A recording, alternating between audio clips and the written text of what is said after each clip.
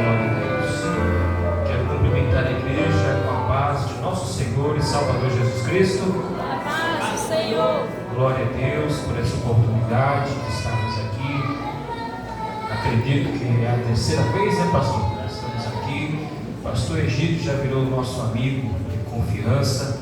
Sempre nós falamos pelo WhatsApp. Que Deus o abençoe. Sua esposa, irmã Cicinha, toda a igreja, os obreiros que estão aqui na minha retaguarda, que Deus o abençoe. Minha esposa Célia também, que me acompanha sempre, que Deus o abençoe, né? Minha costela, meu amor, né? Que sempre tem me ajudado no meu ministério, e fico feliz por isso. Ter uma mulher que me admira, está do meu lado, me apoiando. Louvo a Deus pela igreja bonita que está hoje, não só hoje, né, como sempre, mas hoje está lotada a igreja, está bonita, cheia de crianças, jovens, irmãs, obreiros aqui no púlpito. Vocês estão de parabéns. Isso é uma obra sobrenatural do Espírito Santo. Louvo a Deus que Jesus tem feito uma grande obra aqui neste lugar. Meus irmãos, hoje é culto de missões. Abra sua Bíblia, livro de Atos dos Apóstolos, capítulo 9, versículo 1 até o versículo número 15, para a nossa meditação. Atos dos Apóstolos, capítulo 9, versículo 1 até o versículo de número 15. Tenho certeza que Deus continuará falando conosco através da sua palavra. Deus já tem falado através dos louvores, através dos irmãos que subiram a essa tribuna, mas o Senhor ainda tem uma palavra no seu coração. E a palavra de Deus, ela tem três objetivos principais. Primeiro, exaltação e glorificação do nome do Senhor. Segundo, edificar a igreja. Terceiro, alcançar o pecador impenitente. Se o Senhor fizer essas três coisas, com certeza a bênção será grande. E eu tenho certeza que nessa noite o nome do Senhor já foi glorificado. Eu tenho certeza que a igreja também já foi edificada nessa noite. E se houver alguma alma nessa noite que vai render os pés de Jesus, isso é uma obra sobrenatural do Espírito Santo. Os que acharam Atos Apóstolos capítulo 9, versículo 1 ao 15, diga amém. Amém. Passo a ler. E Saulo, respirando ameaças e mortes contra os discípulos do Senhor, dirigiu-se ao sumo sacerdote e pediu-lhe cartas para Damasco, para as sinagogas, a fim de que encontrasse alguns daquela seita, quer homens, quer mulheres, que o conduzisse presos a Jerusalém. E indo no caminho, aconteceu que, chegando perto de Damasco, subitamente o cercou um esplendor de luz do céu, e caindo em terra, ouviu uma voz que lhe dizia: Saulo, Saulo, por que me persegues? E ele disse: quem é, Senhor? E o Senhor lhe disse: eu sou Jesus, a quem tu persegues. Duro é para ti recalcitrar contra os aguilhões. E ele, tremendo e atônito, disse: Senhor, que queres que eu te faça? E disse-lhe: Senhor, levanta-te e anda na cidade, e lá será dito o que convém de fazer. E os varões iam com ele e pararam espantados, ouvindo a voz, mas não vendo a ninguém. E Saulo levantou-se da terra e, abrindo os olhos, não via a ninguém. E guiando pela mão, o conduziram a Damasco. Esteve 3 dias sem ver, e não comeu e nem bebeu. E havia em Damasco um certo discípulo chamado Ananias, e disse-lhe o Senhor em visão: Ananias. E ele respondeu: eis-me aqui, Senhor. E disse-lhe o Senhor: levanta-te e vai à rua chamada direita, e pergunta em casa de Judas por um homem de Tarso chamado Saulo, pois eis que ele está orando. E numa visão ele viu que estava um homem chamado Ananias, que punha a mão sobre ele para que tornasse a ver. Respondeu Ananias: Senhor, de muitos ouvi acerca deste homem, quantos males tem feito aos teus santos em Jerusalém. E aqui tem o poder dos principais, dos sacerdotes, para prender a todos que invocam o teu nome. Disse-lhe, porém, o Senhor: vai, porque este é para mim um vaso escolhido, para levar o meu nome diante dos gentios, dos reis e dos filhos de Israel, e eu lhe mostrarei quanto deve padecer pelo meu nome. Glória a Deus. Meus irmãos, nessa noite é um culto missionário, um culto de missões, e eu pedi uma palavra que viesse ao meu encontro e também com o encontro da necessidade da igreja. Hoje é culto de missões. Esses dias eu estive numa congregação dando uma palestra para casais. Não poderia fugir do assunto do casamento. Estive também pregando numa cruzada evangelística em cima de um caminhão, e ali eu falei de Jesus. Mas hoje o culto é sobre missões, sobre a obra missionária, e eu quero falar sobre o apóstolo Paulo. Paulo, segundo os eruditos, foi o maior plantador de igreja depois de Jesus, o maior missionário, o maior pastor depois de Jesus, o maior líder do cristianismo depois de Jesus. Paulo, a Bíblia diz que o seu nome também se chama Saulo, está em Atos capítulo 13, versículo 9. Na verdade é o contrário, Saulo, que também se chama Paulo. Saulo é o nome hebreu e Paulo é o nome romano. Não é que houve uma troca de nomes, não foi isso que ocorreu. Na verdade, os dois nomes estão corretos, porque a Escritura vai dizer em Atos 13, 9, Saulo, que também se chama Paulo, contando que ele prega em 4 cidades com Barnabé, com o nome Saulo. Saulo é um nome hebreu, porque seus pais eram da tribo de Benjamim, e uma homenagem ao rei Saul, então colocaram o nome de Saulo, Saulo, que vem de Saul, Na verdade, no hebraico, o nome de Saulo é Saul, Mas traduzido para a nossa língua, ficou Saulo. E Paulo é um nome romano, porque Paulo tinha uma dupla cidadania. Seus pais faziam tendas para o Império Romano, então ele tinha dupla cidadania e tinha 2 nomes. Paulo é um nome romano e Saulo é um nome hebreu. Ele nasceu na cidade de Tarso. Atos capítulo 22 e versículo 23. A Bíblia diz em Filipenses capítulo 3 e versículo 5 que ele era da tribo de Benjamim. A Bíblia vai dizer em Atos capítulo 23 e versículo 6 que Saulo era fariseu. Atos capítulo 22 versículo 3 diz a Bíblia que ele estudou aos pés de Gamaliel. A Bíblia também vai dizer em Atos capítulo 22 versículo 1 e 2 que ele era versátil na língua hebraica. A Bíblia também vai dizer em Atos capítulo 17 versículo 28 que ele era um homem de muitos conhecimentos. A Bíblia também vai dizer em Gálatas capítulo 1 versículo 13 que ele era um perseguidor implacável da igreja.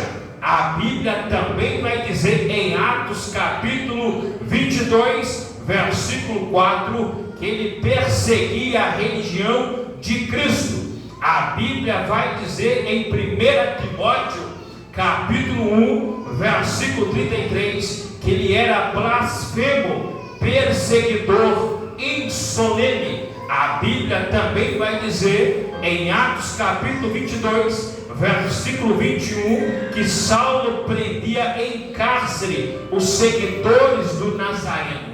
A Bíblia também vai dizer em 1 Coríntios capítulo 15, versículo 9, que ele perseguia a igreja de Deus. A Bíblia diz em Atos capítulo 9, o versículo que nós acabamos de ler: Saulo, respirando ameaças de morte, dirigiu-se ao sumo sacerdote. Na verdade, Saulo foi educado aos pés de Gamaliel, e havia um tipo de um tribunal da Inquisição em Jerusalém. Esse tribunal da Inquisição tinha o princípio, tinha a ver com a perseguição da igreja.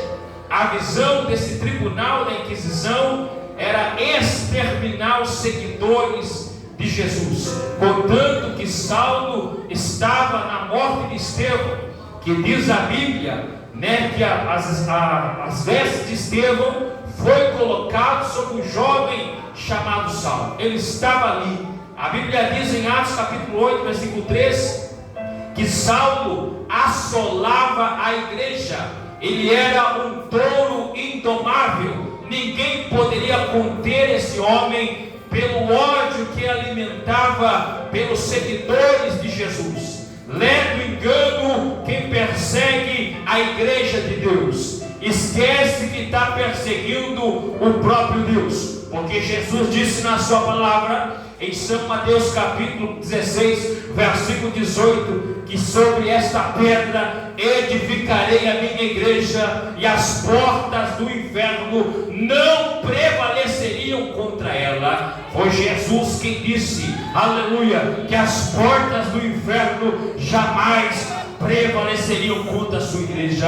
Leva o engano quem persegue a igreja de Deus. Esquece que está perseguindo o próprio Deus. E Saulo perseguia a igreja de Deus. Esse homem alimentava o ódio doentio pelos seguidores do Nazareno. Ele arrastava os crentes e lançava nos cárceres. Este homem era uma fera selvagem. Esse homem era um touro indomável. E no caminho de Damasco, esse homem, com uma carta assinada pelo sumo sacerdote de Jerusalém, este homem no caminho de Damasco encontra com Jesus, e Jesus olha para ele e disse: Saulo, Saulo, por que me persegues? Dura contra ti recalcitrar contra os aguilhões. Ele ousou a perguntar: quem és tu? Eu sou Jesus o Nazareno, a quem tu persegues. Aquele monstro selvagem caiu no chão e agora ficou cego. E dois homens, diz a Bíblia, conduziu Saulo de Tarso até a rua direita, na casa de um homem chamado Judas. Esse velho homem de Tarso, que perseguia a igreja, agora está cego, sendo guiado por dois homens, e é conduzido à casa de Judas. Quando chega na casa de Judas, diz a Bíblia que ele não comeu e ele não bebeu. Louvado seja o nome do Senhor. Deus manda um servo piedoso de Jerusalém, por nome Ananias, para orar por Saulo de Tarso, para que ele voltasse a ver e fosse cheio do Espírito Santo. Mas Ananias começa a contestar com Deus, Criador dos céus e da terra: Senhor, este homem tem feito tantos males em Jerusalém, e o Senhor vai mandar orar por este homem. Aí o Senhor responde: vai, porque este é para mim um vaso escolhido para pregar o meu nome diante dos gentios, diante dos reis e diante dos filhos de Israel. E eu lhe mostrarei quanto deve padecer pelo meu nome. O servo piedoso, sensível à voz de Deus, agora vai na casa de Judas. Quando chega na casa de Judas, encontra o velho homem de Tarso, o homem que era um touro indomável, um perseguidor implacável da igreja. Encontra este homem orando. E eu perguntei a Deus, porque Saulo estava orando. O Espírito Santo me respondeu, ele estava orando porque ele se converteu. Agora ele é uma nova criatura. Ele teve um encontro com Cristo. É impossível um homem ter um encontro com Cristo e não mudar a sua vida, porque Paulo vai dizer em 2 Coríntios capítulo 5, versículo 17: se alguém está em Cristo, nova criatura é, coisas velhas se passaram e eis que tudo se fez novo. O homem que perseguia a igreja agora está orando. Está cego, mas está orando. Segunda coisa que esse homem ele está fazendo, ele está jejuando. Diz a Bíblia que ele não comeu e não bebeu durante 3 dias. E eu perguntei ao Espírito Santo, por que é que ele não comeu e não bebeu? Saulo causou um estrago na igreja de Jerusalém, assassinou muitos cristãos, uma perseguição implacável sobre a igreja de Jesus. Mas agora, no seu jejum, aleluia, as almas começam a se render, as almas começam a se chegar nos pés de Jesus, porque o jejum de Saulo era o jejum da igreja primitiva. A igreja primitiva era uma igreja acolhedora, cheia de amor, cheia de bondade, cheia de misericórdia, que recebia todos. Era uma igreja que nós precisamos ser, uma igreja exemplo, voltado para a Escritura. E Saulo agora está orando, porque a igreja primitiva um dia também orou por ele. Ele está orando e está jejuando. Glórias a Deus. Quando ele começa a orar e jejuar, a igreja começa a crescer. E a igreja primitiva cresceu. E eu perguntei a Deus hoje: Senhor, qual o segredo do crescimento da igreja? Por que a igreja primitiva cresceu-se tanto? E porque hoje muitos na igreja vem para a igreja como se fosse uma loja de conveniência. Mas a igreja primitiva não era uma loja de conveniência. Era uma igreja que praticava o amor. Era a igreja que praticava a piedade, a inclusão dos pobres, a inclusão dos ricos, a inclusão das pessoas mais descartadas da sociedade. Lembra de Jesus? Incluiu a mulher pecadora, incluiu, aleluia, a mulher que tinha 7 demônios, incluiu Zaqueu que defraudava os pobres. A igreja primitiva incluiu a todos. Por quê? Porque Deus não faz acepção de pessoas. Se Deus não faz acepção de pessoas, nós não podemos fazer. Precisamos ter amor, bondade e misericórdia. E diz a Bíblia que este homem agora está na casa de Judas. E Ananias entrou lá. Quando Ananias entra na casa de Judas, ele encontra o velho homem de Tarso, orando e jejuando. Não comeu e não bebeu. Quando chegou na casa de Judas, ele pôs as mãos sobre os olhos de Saulo de Tarso. Diz a Bíblia que as escamas dos seus olhos caíram, e ele voltou a ver, levantou, imediatamente foi batizado e cheio do Espírito Santo, e foi pregar o Evangelho. Louvado seja o nome do Senhor. É a marca de alguém que tem um encontro com Cristo. Quem encontra com Cristo vai pregar o Evangelho. Lembra da mulher samaritana, quando bebeu da fonte da água da vida eterna, que era Jesus? Foi para Samaria anunciar que Jesus era o Messias prometido das Escrituras. Lembra do endemoniado de Gadara? As prisões não podiam lhe conter. Aleluia, dormia nos sepulcros. Mas quando encontrou com Jesus, foi para Gadara. E ali muitos gadarenos se converteram pelo evangelho é mudança de vida. Aleluia, Deus. E Saulo levanta. Verdade, Jesus. E agora ele é batizado. Ele é cheio do Espírito Santo. Ele é imerso no Espírito Santo. Ele vai pregar. 3 dias e 3 noites. Deus levanta o maior missionário para fazer a obra de Deus. Aleluia, Jesus. Ele levanta e diz a Bíblia que ele vai pregar. Quando ele começa a pregar em Atos capítulo 9, versículo do número 18, versículo do número 20 ao versículo 21, ele começa a pregar. Mas os damascenos não acreditaram na sua mensagem.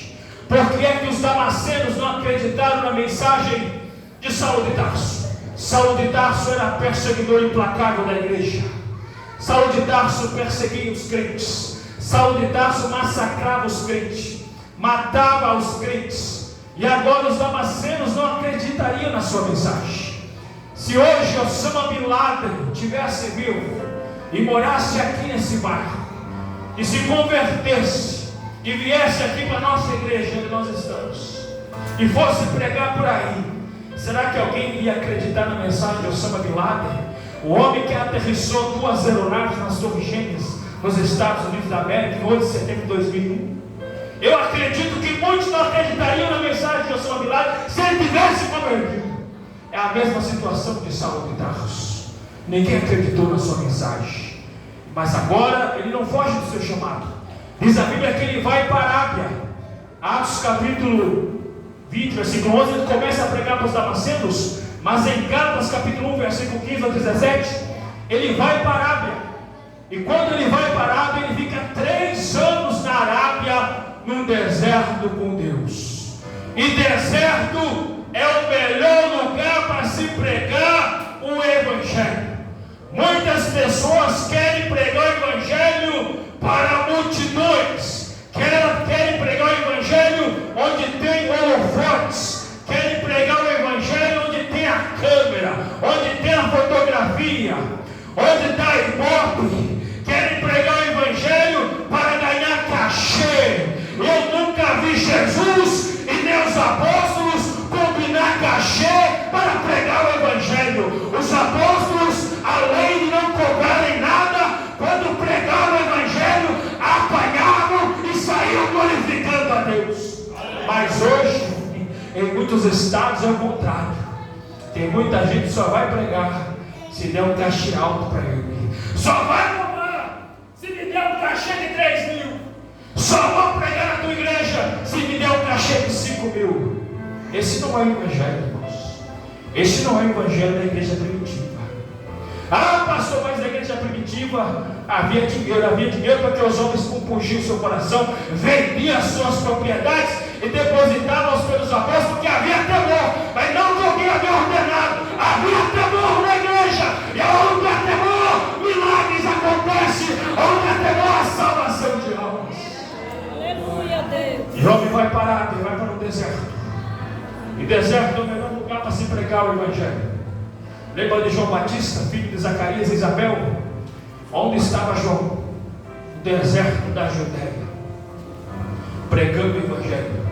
E lá vai João, raça de víboras, quem vos ensinou a fugir da ira vindoura? A árvore que não dá fruta é cortada e lançada no fogo. Eu vos batizo com água para arrependimento, mas virá um que é mais poderoso do que eu. Não sou digno de desatar as suas sandálias, e ele vos batizará com o Espírito Santo e com fogo. E lá vai João. João coloca a banda no deserto e começa a pregar. E a multidão ia ter com João, porque João recebeu de Deus o batismo. João recebeu de Deus a mensagem. Lá em Jerusalém, no templo, havia 2 sumos sacerdotes, Anás e Caifás. O céu estava trancado lá. Deus não falava, mas Deus enviou a mensagem revelada para João Batista no deserto da Judeia. Quer pregar o Evangelho? Não prega no deserto. Coloca a banca no deserto e começa a pregar. Coloca a banca no deserto que Deus vai te usar. Quer ser levantado por Deus para fazer obra missionária? Começa a pregar para o teu vizinho. Começa a pregar nesse bairro. Jesus diz: receberei poder que há de vir sobre vós, e semeis minhas testemunhas, tanto em Jerusalém, Judeia, Samaria, até os confins da terra. Jerusalém é a igreja onde nós congregamos. Judeia é o estado do Rio Grande do Norte. Samaria é o Brasil. Confins da terra é o mundo. Primeiro se começa por casa. Tem muita gente que quer fazer obra missionária, mas ele quer fazer como Jonas fez. Deus mandou ele para um lugar e ele quis ir para outro lugar. Deus mandou ele ir para Nínive, que era 1000 quilômetros, mas ele escolheu Tarsis, que era 3000 quilômetros. Tem pessoas que é assim, ele quer fugir, aleluia, do centro da vontade de Deus. E quando nós estivermos no centro da vontade de Deus, Deus nos abençoará com todas as bênçãos espirituais nos lugares celestiais. Então fica debaixo da bênção de Deus. Faça a obra de Deus debaixo da bênção de Deus. Faça na direção de Deus, que Deus vai te usar na terra. E lá vai Saulo pregando. Mas agora ele volta para Jerusalém. Atos capítulo 9, versículo 25 ao 27. Quando chega em Jerusalém, ele encontra Barnabé. Barnabé, seu nome significa filho da consolação. Barnabé é um tipo do Espírito Santo. Consolação, a gente lembra do Espírito Santo. E Barnabé apresentou Saulo de Tarso para os apóstolos da igreja primitiva. Porque ele diz lá em Gálatas, capítulo 1, versículo 15 ao 18, que ele ficou 15 dias com Pedro e também com Tiago, irmão do Senhor, que eram colunas da igreja. E eu perguntei a Deus, por que Saulo de Tarso ficou 15 dias com Pedro? E o Senhor me respondeu: esse homem estudou aos pés de Gamaliel há aproximadamente 20 anos, com o maior rabino de Jerusalém, e agora fica 15 dias com Pedro, um ex-pescador. Mas há uma diferença muito grande. Gamaliel não conheceu a Jesus, Gamaliel nunca andou com Jesus. Pedro, aleluia, não estudou aos pés de Gamaliel, mas andou com Jesus 3 anos e meio. Mas agora Paulo de Tarso com Pedro, o seu diálogo é a respeito de Jesus, e agora tem mais convicção que Jesus é o Messias prometido das Escrituras. Ele fica em Jerusalém, fica com os apóstolos, mas diz a Bíblia que Deus olhou para ele e disse para ele: apressa, sair daqui, porque não virão mais a tua mensagem. Atos capítulo 9, versículo 30 ao 31. Ele é enviado de volta para Tarso da Cilícia, sua terra natal. Primeiro se converteu, começou a pregar para os damascenos. Ninguém acreditou na sua mensagem. Vai para a Arábia, fica 3 anos. Volta, fica 15 dias em Jerusalém, com Pedro, com Barnabé e com os apóstolos. Não tem agenda em Jerusalém, porque Jerusalém, há 3 anos atrás, ele tinha perseguido os crentes lá. Aí Deus olha para ele e diz: apressa a sair daqui, porque não ouviram a tua mensagem. Ele sai de Jerusalém, Atos capítulo 9, versículo 30, e os irmãos o levaram até Tarso. Ele embarcou e voltou para sua terra natal. Quem sabe esse homem tinha tudo para ser um apóstata no seu ministério, mas algo fascinante aconteceu na vida dele lá. Possivelmente ele estava fazendo tendas. Atos capítulo 18, versículo 3 diz que ele aprendeu a fazer tendas. Por isso que ele diz lá em 2 Tessalonicenses que nem de graça comemos pão de algum, antes trabalhamos de dia e de noite. Não quer comer, então no trabalho também. Paulo deu exemplo em tudo para nós. Ele estava fazendo tendas. Mas algo fascinante aconteceu na vida de Saulo de Tarso, na sua terra natal. A Bíblia responde em 2 Coríntios capítulo 12, versículo 1 a seguir: há 14 anos atrás fui arrebatado ao terceiro céu, vi coisas inefáveis que o homem não é lícito de falar. Foi arrebatado ao paraíso de Deus. Ah, pastor, mas foi em Tarso. Vamos para a Bíblia. A carta que Paulo escreveu aos Coríntios, que é a segunda carta, ele estava na Macedônia. E quando ele escreve da Macedônia, segundo a Epístola aos Coríntios, era o ano 58 da era cristã. Aí ele diz, há 14 anos atrás. Aí nós subtraímos 58 menos 14, dar-se-á o ano 44 da era cristã.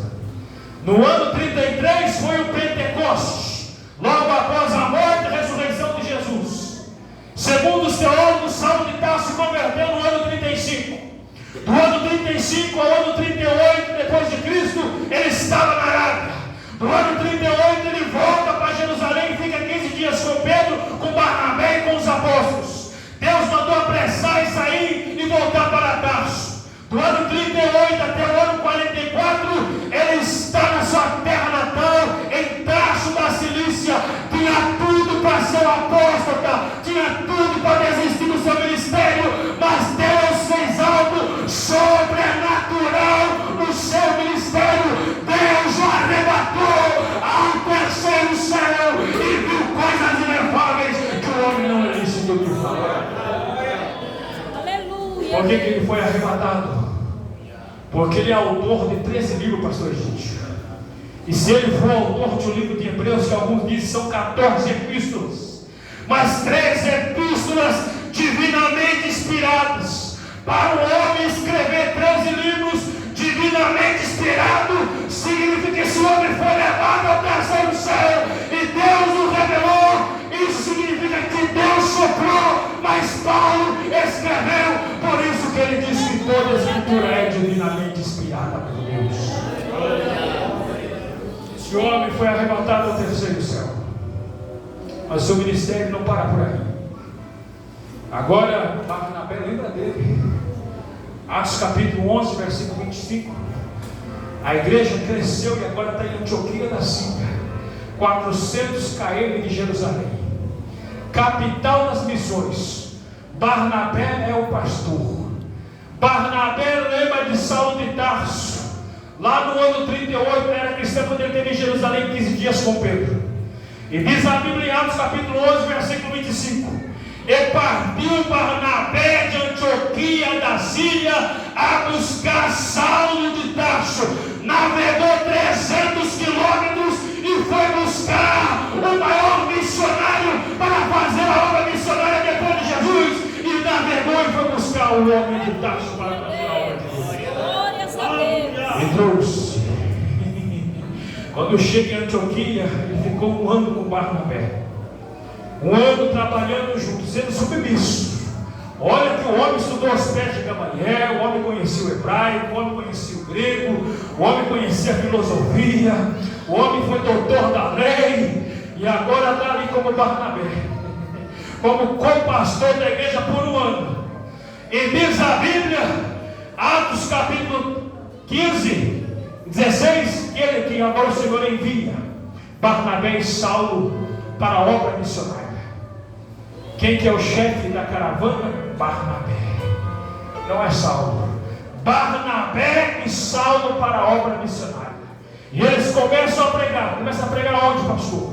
Faz a primeira viagem missionária para Salamina, Pafos, Perge. Começa a pregar o evangelho, as almas se convertendo. Icônio, Listra, Derbe, Antioquia da Pisídia. Muitas almas se convertendo. E diz a Bíblia que na volta ele estabeleceu presbíteros para cuidar da igreja. Faz a segunda viagem missionária. Houve um desentendimento com Barnabé, mas o desentendimento era o propósito de Deus, porque agora a caravana são duas: é Barnabé e João Marcos e Paulo e Silas fazendo a obra missionária. Faz a segunda viagem missionária, passa pelas regiões da Galácia, revendo os irmãos, revendo a igreja, tendo amor pelos pobres, tendo amor pelos necessitados, tendo amor pela igreja, porque a igreja primitiva era uma igreja cheia de amor, cheia de bondade, cheia de misericórdia. Glórias a Deus. E agora ele chega na Europa. Aleluia. Quando chega na Europa, ele chega em Filipos. E ali encontra uma mulher vendedora de púrpura, Lídia. E essa mulher se converte, uma igreja estabelecida ali. Dali Paulo percorre Atenas, Corinto, Tessalônica, chega em Éfeso, volta para Jerusalém, leva para os pobres. Faz a terceira viagem missionária e estabelece seu quartel-general em Éfeso e fica 3 anos em Éfeso. Volta para Jerusalém, mas agora volta para ser preso.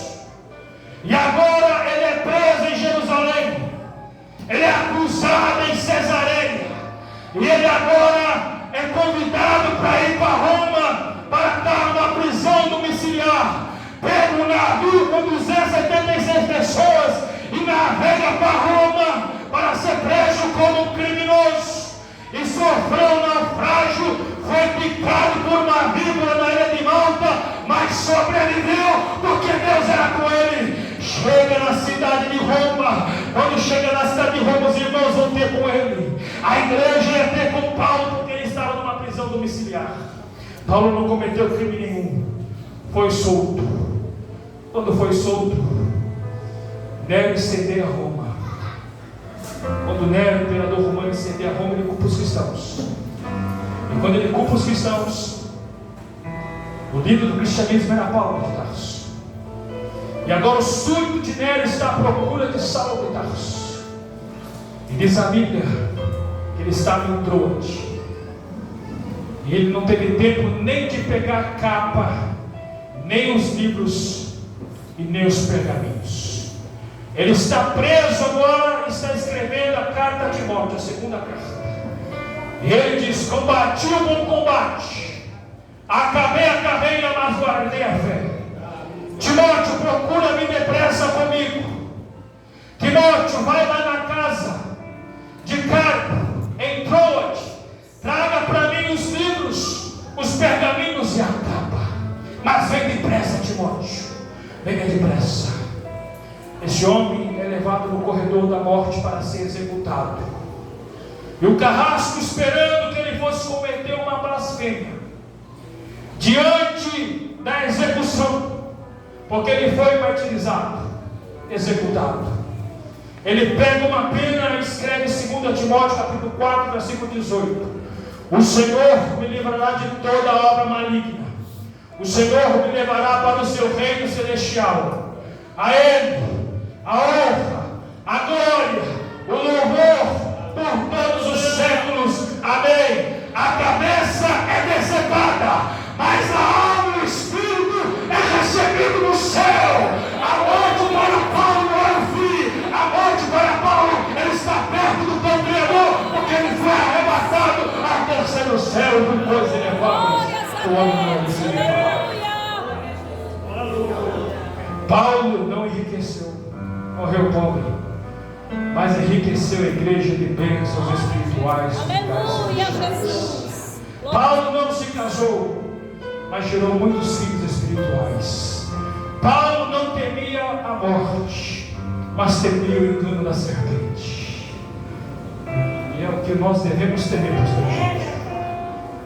Paulo temia o engano da serpente. Diz: uma coisa temo, assim como a serpente enganou a Eva, eu devo ter medo e você ter medo do engano da serpente. Se a serpente conseguiu enganar Adão e Eva no paraíso, imagine que ela é capaz de fazer com uma multidão que rejeita a Escritura. Mas Paulo morreu e foi decapitado. Não deixou herança, morreu pobre, mas deixou um legado para a igreja. É isso que nós precisamos. Tem muitos pastores que quando morrem, ao invés de deixar legado para a igreja, ele deixa herança para os filhos. Isso é antibíblico. Herança de forma ilícita é antibíblico. Precisamos deixar legado para a igreja. O que nós somos, o que nós fazemos pela obra de Jesus. E Paulo deu o maior exemplo para nós em tudo. Morreu pobre, numa masmorra insalubre, abandonado pelos homens, mas assistido pelo próprio Deus. Já estou encerrando por aqui, porque o pastor mandou ir até 10 para as 9, para as 8. O pastor já apresentou o livro, tem aqui Escatologia Descomplicada, Batismo no Espírito Santo, Como Entender a Trindade, Se é um Só Deus, Respostas às Perguntas Difíceis da Bíblia, as perguntas mais polêmicas. Paulo de Tarso, a mensagem que eu preguei hoje só foi 10% do que está no livro. Quer conhecer a vida toda de Paulo? Leia o livro com o prefácio do pastor Ivaldo Renovado. O Anticristo e as maiores seitas do Brasil. Deus abençoe o pastor, passei um minuto. Muito obrigado. Aleluia.